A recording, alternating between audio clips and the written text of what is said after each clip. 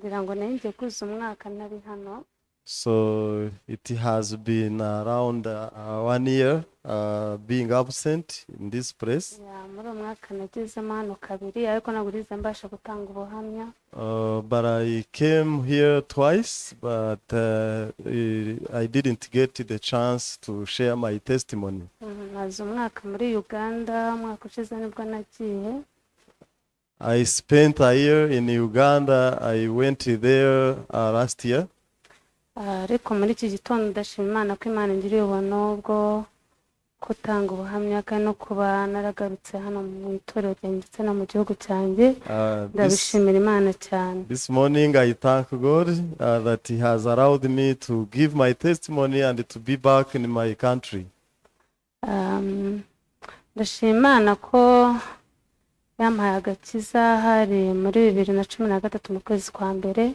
I thank God that He gave me salvation. It was in the year 2013 in the month of January. Imana kuva uwo munsi yanyemereye kuba mu itorero. And since then God allowed me to live in the church. Nigiye byinshi mu itorero. I learned much in the church. Ndererwa mu itorero.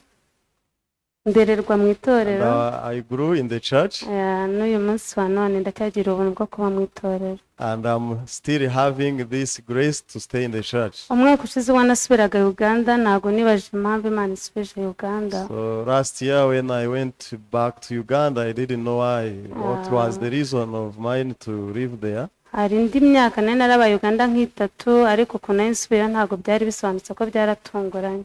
So I lived there 3 years before, and the reason to go back was not clear. It was like a surprise. Mbere nkiriyo nabaga mu itorero rya Kampala Church. So before I lived in the church of Kampala. Aho rero nari mpamenyereye cyane nta kibazo nari mpafite ariko kuri inshuro nagiye ahandi mu kandi gace gashyashya. But the second time I went to the other new place. Ariko nkigerayo nasanze nyine ibintu bitandukanye. Hari branch ni kuri branch kandi n'ahantu hari abantu bake cyane, abantu 6 8. When I arrived there, it was a branch church of a few members, between 6 and 8. Ndetse icyo gihe nahageze abenshi barimo kuva mu itorero, sinzi bazo byari byarahabaye ariko abitwa abakuru bose mu itorero bari baravuye mu itorero. And I arrived there where the elders in the church were no longer committed. Nisanze mba mu itorero ngiye umuntu mukuru abandi bose ari urubyiruko kandi ari abantu bakeya cyane. So living there was the elder one, the rest were students. Nabifataga nk'ibintu birambiranye nkabona ntago biryoshye. It was not sweet. I judged it that it was like boring. Ariko nasenze Imana bwo se Imana kutungaruye aha hantu kutungaruye Kampala. But I prayed to God asking why, what is the reason of you God to bring me back. Imana yampaye ijambo riri muri Yohana 14:1. God gave me the word in the book of John 14 verse 1. Bivuga ngo Yohana ibice 14:1 avuga ngo nimuhagarike imitima yanyu mwizere Imana nanjye munyizere. So this verse says that do not be troubled in your heart, you do believe in God and I. Agace ndimo nta munyarwanda n'umwe wari urimo byari bigoye kuba nabwiriza ubutumwa bwiza kubera n'ingorane z'ururimi. The place I lived was no any Rwandese, and it was not easy for me to preach the gospel due to the challenge of the barrier of language. Nkuko mubizi umuntu wese wavutse bwa kabiri yabera ku isi kugira ngo abwirize ubutumwa bwiza. And as you know, whoever is born again is living in the world for the purpose of preaching the gospel. Mama iminota 8 ngira ngo irashize ariko ikintu cyo nababwira Imana yabajije umutima wanjye ngo ese ubundi kuvuga kuri wenyine ariko ufite abantu bangana iki kuri WhatsApp. So that time God gave me the heart. You say you are alone, but how many people do you chat with on WhatsApp? ese uba mu magurupe angana iki y'abantu badakijijwe? And how many groups of WhatsApp do you belong of the people who are not saved? Natangiye kubwiriza mpereye kuri WhatsApp yanjye no ku magurupe nari ndimo. So I started preaching through the WhatsApp and the groups I belonged.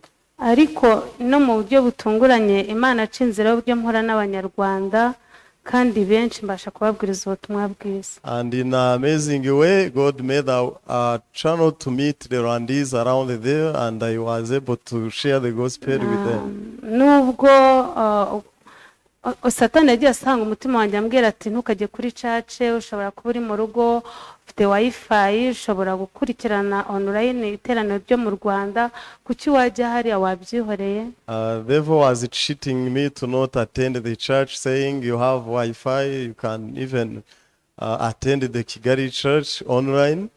Ariko nakomeje nibuka ko mu itorero nta kindi kintu bahora baducyaha, bacyaha imitima yacu kutumva ijwi rituruka mu mitima yacu kwiciro nyinshi n'irya Satani. But I also remembered that always in the church we are rebuked to not follow the voice arise in our hearts, because these are the voices of Satan. Binyuze uko cyahwa n'ijambo ry'Imana, nakomeje gushaka bene data bari baratakaye batekereza mu itorero b'abamama n'abandi nabwirije bagera kuri 3, hanyuma mu itorero hongera kugaruka abamama mu itorero. And based on the rebuke of God, I started looking for the moms who had been in the church, and finally 3 or more they came back, and the church we could have the fellowship of married sisters. Ubu ngubu twe tumaze kuba 7.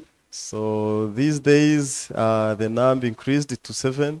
Nabonye Imana ikorera mu ijambo ryayo buri munsi, And I saw how God worked through his word every day. kandi Imana ikorera mu isezerano ryayo, And surely God works through his kandi promise. koko itorero ni iry'Imana. And it's true that the church belongs to God himself. Nubwo wabona bigoranye, ariko nk'uko urugo rwawe utaruta niko n'itorero rimeze, naho ni iwacu. And as even if it can be a difficult situation, when you can't leave your house as it is yours, you can't also leave the church, because it is also a family of ours. Umushumba akomeza atubwira yuko tugomba kwita ku itorero, kubera ko itorero ari mu rugo iwacu. The pastor always speaks to us that we need to care the church because it is our home. Igihe cyose wita ku murimo w'Imana, igihe cyose uha ubuzima bwawe iby'Imana, Imana ntabwo ishaka kugutererana. And whenever you focus on the work of God, even God cares your life. Binyuze muri byo byose Imana igenda ikorera mu muryango wanjye, mu bana, Imana igiye itwagura, Imana aduha umugisha mwinshi. God is taking care of my family, and he expanded us and blessed us abundantly. Aho turi hose, turi mu bihugu bitandukanye, ariko mbona Imana ikorera ubuzima bwacu buri munsi. So my family is living in different countries, but God is working for everyone wherever he or she is. Murakoze. I